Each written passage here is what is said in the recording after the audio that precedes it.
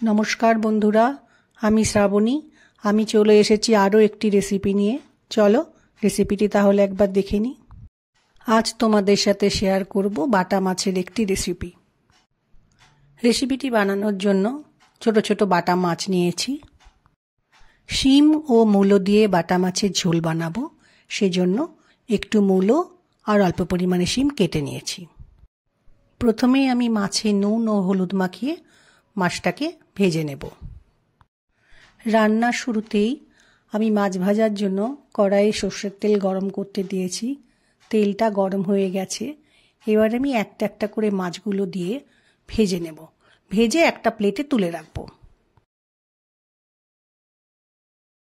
माछगुलो भेजे तुले राखार पर आमी ओई एकई तेले एकटू कालो जिरे फोड़न दिलाम। एबार एकटू काँचा लंका फोड़न देब।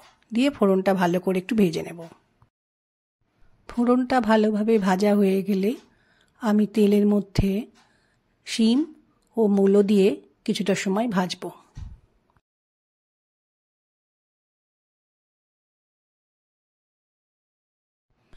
মিনিট দুয়েক শিম ও মূলো ভেজে নেওয়ার পর আমি এক এক করে মশলাগুলো দেব।